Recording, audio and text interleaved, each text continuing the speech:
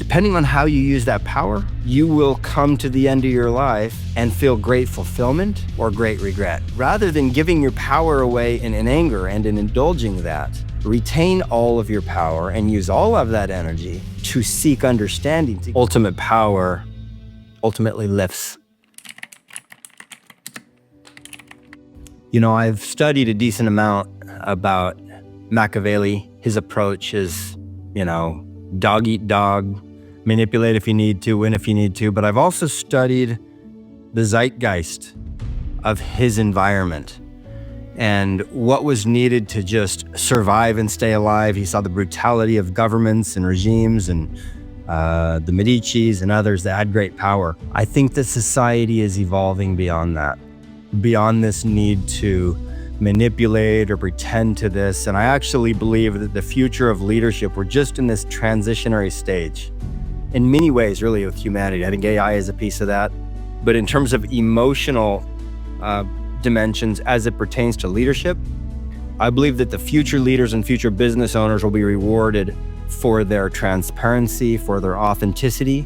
And with that comes in alignment with purpose, with the planet, being responsible in regards to our stewardship over the planet, and then a priority towards the people, an omni-win sort of approach to capitalism. And I believe that that is the future where shareholders and us as consumers will reward people that lead that way, and companies that have that culture, which it doesn't happen without leadership, without really the person at the top creating that culture. Very hard for anyone below someone at the top to do that.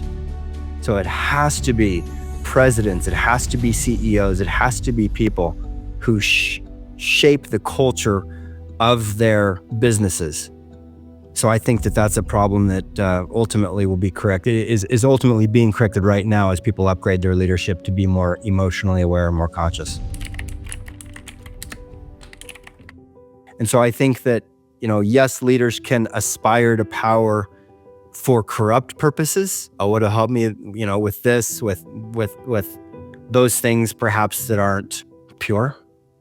But I also believe that it is instinctual within, at least for me, my masculinity, to want to create safety.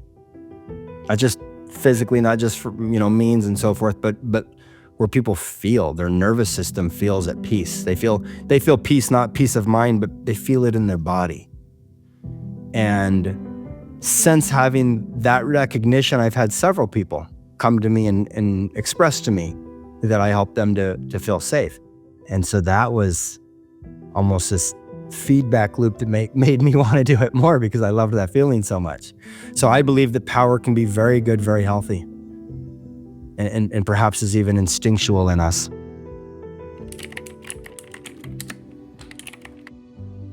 Oh, I think it's Viktor Frankl. I think if you think about, it's interesting, I was asked this question a month or two ago in our mastermind. To think that Viktor Frankl, who truly had everything taken away from him. I read the book 4 times. Read it first in college, and then about every decade I read it. This most recent time that I read it, I realized that he had ultimate power, meaning nobody, not even the guards that decided whether or not he ate, whether or not he lived, had any power over his mind.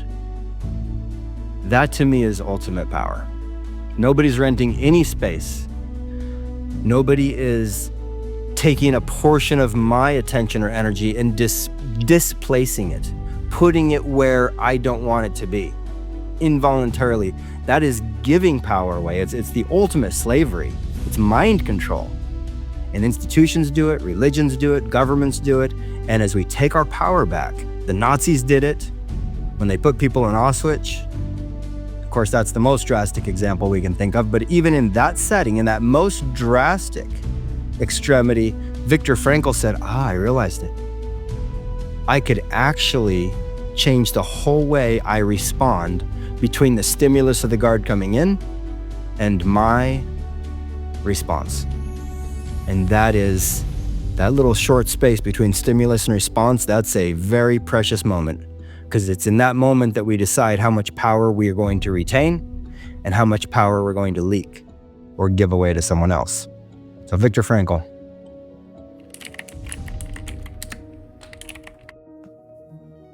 No, I think each carries its own specific application and connotation. In my mind, respect is approaching the pinnacle of the power of leadership. And this is the sphere that I live in, is just what level of power do I have in my leadership? And when I say power and leadership, let me use a word because I realize power may trigger people who have been abused by the misappropriation of power, meaning they've got into a position and they've used that position to manipulate or coerce or to harass, right?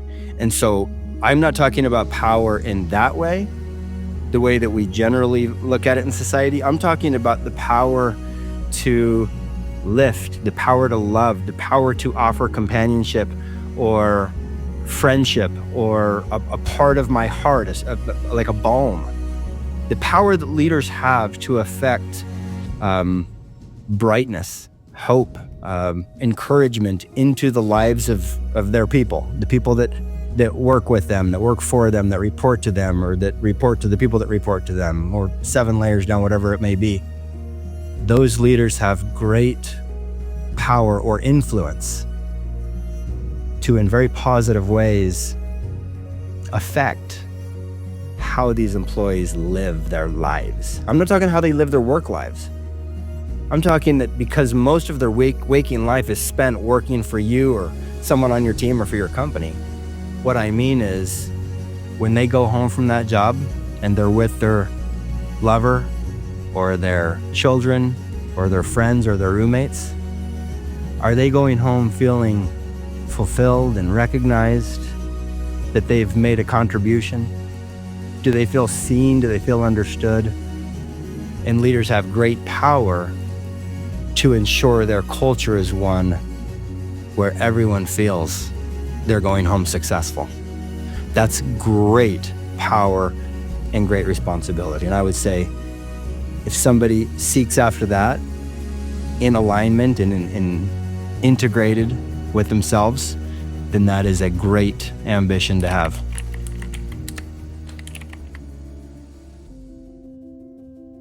It's the opposite of what we saw with Viktor Frankl. So I saw a member in my mastermind who had a pretty high level of success, probably middle of the pack in our mastermind in terms of financial success. And we were in a breakout, and there were 3 of us who were going through an exercise. And I recognized that he was extremely frustrated with a big deal he was working on, why this investment partner just couldn't get their mind around it, couldn't see it, and he was angry and emotional about it. That trigger and the indulgence of him nursing that trigger as a victim is actually decreasing the likelihood that he goes out and closes that deal. So part of it, we were teaching executive presence and the role of simply your presence, your energy, and what frequency that you're giving out to the people around you, what message is being projected out through your eyes. They've actually done some pretty decent studies scientifically that we have a sense as humans, electromagnetically or otherwise, when someone's looking at us. In fact, people that are great at tracing other humans, they actually have realized don't look at them in the back, because that increases the likelihood to be like, wait, is someone following me? And so they actually, they have to watch them to see where they're going, but they're looking down at their feet and they're trying not to look at them because of the idea of being seen, right? Here you have this member in our mastermind who was so triggered, had given power to this other group that he was looking at for an investment. An immense amount of power and energy and attention to his frustration and indulging in that, as opposed to saying, let me get curious about why they're at a standstill here. This is such a brilliant deal for them. They can probably get a 4x return on this transaction.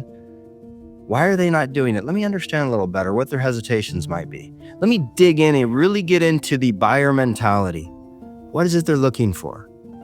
Are we the right match? What pieces are misaligned?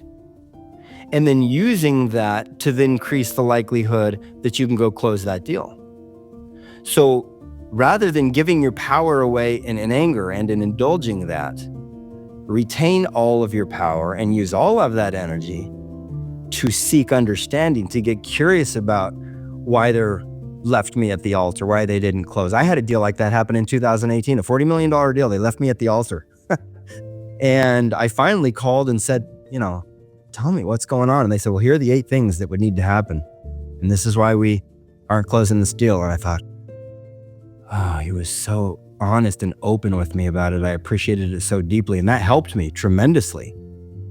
Years later, what he told me at that time helped me. So to retain your power, like Viktor Frankl did, in any circumstance, keeping it and utilizing it to get to your end result, rather than to sit and complain and to stay in that place of stagnation where nobody's going to be served, is the answer I give for that. Well, I think we would just have to define the 2 types of power. There's the corrupt power, where people are seeking power for themselves, for their own selfish and vain ambitions. And that hurts people. And it's hurt countries. That's what starts wars. When somebody has ultimate power the way Viktor Frankl did, over their mind, over their heart, and when they've gotten to a place where they recognize who they are and our connection with life and with the planet, ultimate power ultimately lifts. It ultimately expands others, and it expands their abundance, and it creates well-being and happiness for others. That ultimate power is pure. It's not corrupted. It's the power of manipulation and coercion and the misuse of power with money and with sex and so forth that's corruptible. And so there really just comes down to the 2 types of powers. One creates peace, one creates war. It is leadership. Leadership is the problem. Leadership is the solution. If we want world peace, leadership. Whole, healed, pure, uncorruptible leaders.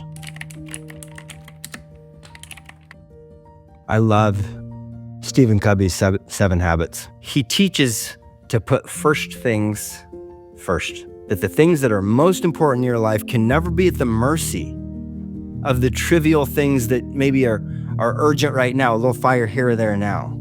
And so it is the misappropriation of your time and attention on things that are less important that really gets us into trouble, that really causes pain in our life, that really causes us to become emotionally unavailable, for us to close down instead of being authentic and vulnerable. Those are the very things that create distance and wedges between us and relationships. And it's the relationships that bring us to happiness. And so first things first really means putting your relationships first. I would say Gandhi had the right reply, is be the change that you want to see in the world. Is that what you think is fair in your heart of hearts? Forget the way it is set up. Forget the way your boss or your first leader or your dad showed you how to do it, or forget what the book said.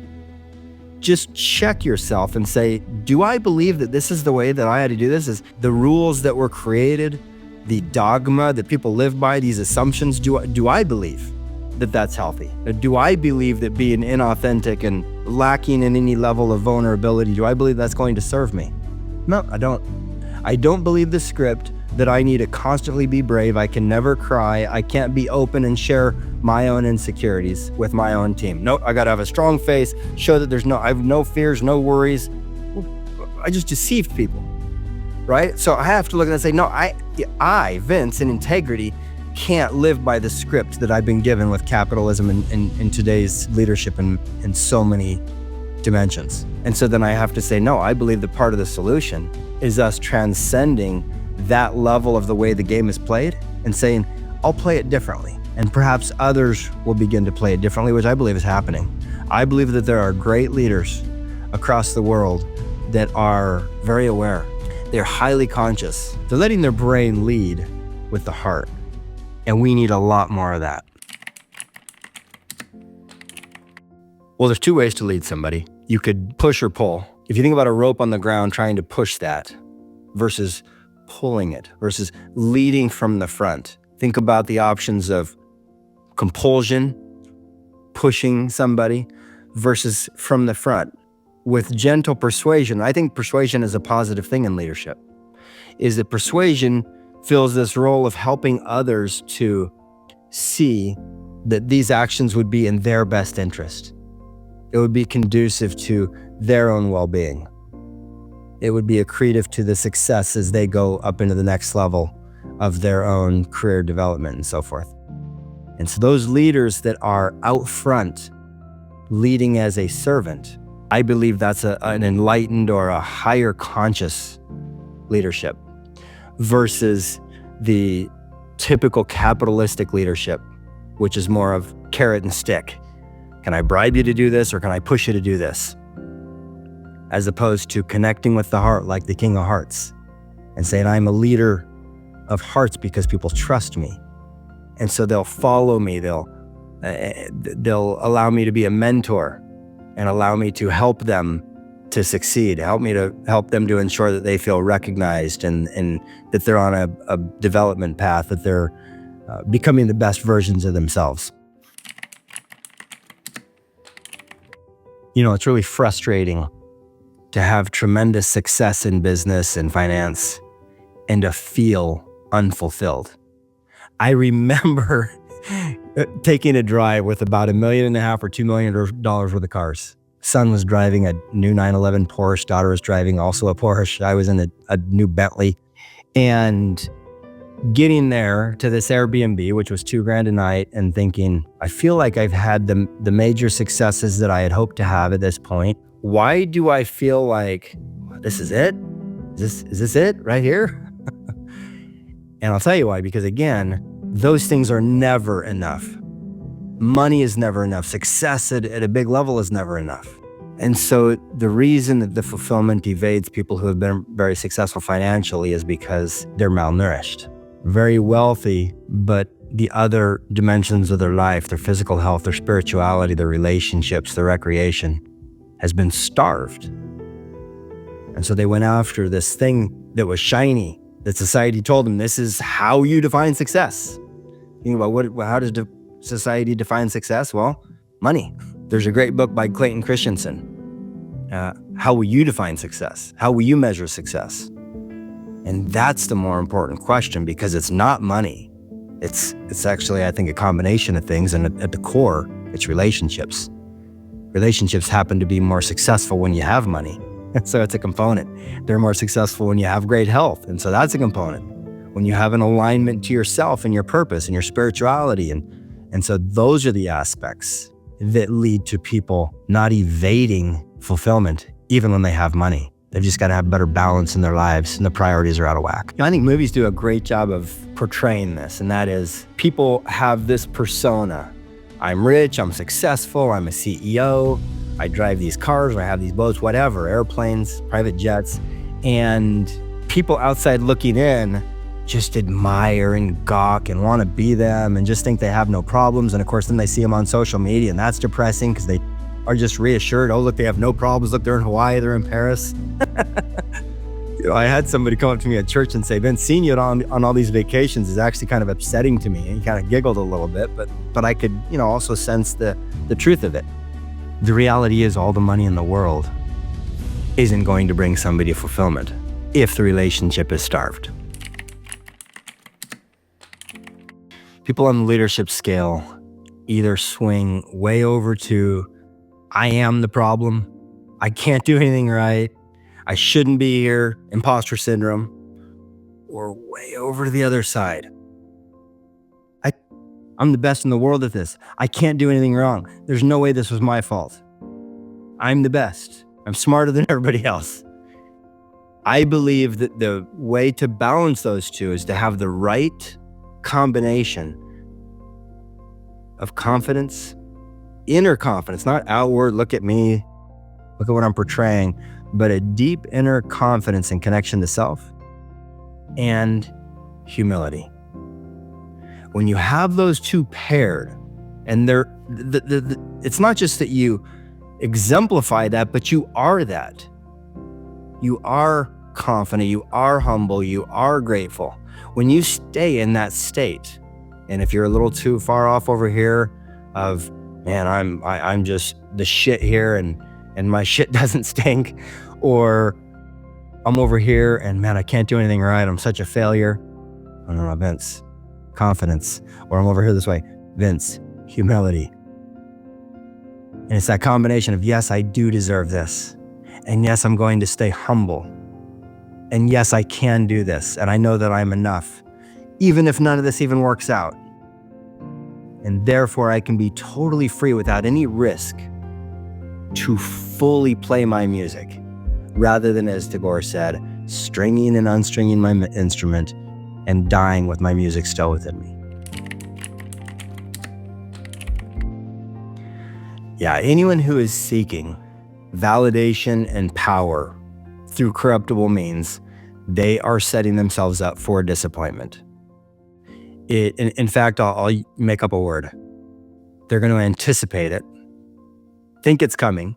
When this happens, I'll have this. That is the masculine lie. And so you have this anticipation because you're waiting for it. It's going to come. And then all of a sudden, for example, I remember getting a 7-figure wire and looking at my bank account and thinking, I took a screenshot. I'm thinking, And it was 5 or 10 minutes of, okay, that's cool, but now what? Maybe I shouldn't have sold. But the belief was, as soon as that wire hit my account, I was just going to be good to go. It wasn't the case. And so there will be anticipation after anticipation until that business owner, that leader gets to a place where they recognize who they are and what they are, which is enough, without that business success, without that wire. Mindsight. Think of vision. When you tap the power that's in the brain to create, you open up a whole new vista where your creative juices, your creative energies begin to flow. Because you've seen it first in this imagination world, in this quantum world, as they say nowadays. And once that's seen, you can now put things in place to make it happen. That's where it all begins. So I think about some reviews that I got. I've got about 60 or 70,000 5-star reviews. I remember before I ever turned my first dirt on my first project with some of my businesses, thinking, this is a review I would want people to write. When you want to create something in your life, business success, money, beautiful relationship, super healthy body, there is immense power right here to create it in what these days they call the quantum world. To see it so clearly and to go there. And I go there very often and I see it and I then say, okay, how do I build that? This is the way I want to feel. This is who I want to be with. This is how I want to experience in my life. I want to be able to do what I want, when I want, how I want, with whom I want. How do I create those things? Okay, I need to do these things in the next day, and these things this quarter, these things this year, and have a really solid plan that I created and that I saw. That's the first internal piece that it's like rocket fuel for your success. And people spend so little time there. As Covey said, begin with the end in mind.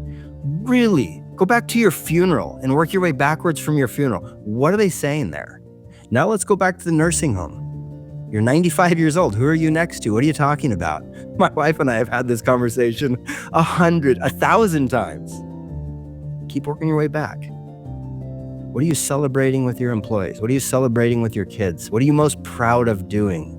What do you admire about how you led, about how you lived? See that so clearly.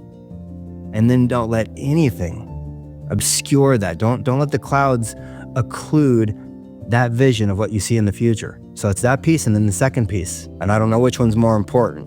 Maybe you need both. When a leader, business owner, and I would just say anybody, is deeply connected with their heart, their body is at peace. They've learned how to sharpen their own attunement to their body. The body is like a tuning fork, and they've learned how to feel their instincts. We can use our power in corruptible or pure ways, in ways that denigrate, in ways that demean others, in ways that manipulate others, that suppress others, or we can use our power in ways that empower others. And I have this respect and integrity as a leader if I've developed that with my people, the people that trust me and depend on me for their livelihoods, for their work, or perhaps in certain components of their relationships. I can utilize power to bring about the best in them, to help them to see themselves. Depending on how you use that power, you will come to the end of your life and feel great fulfillment or great regret. You'll feel deep love, or you'll feel abandonment and isolation. That's how important it is how you use your power as it pertains to sex and money.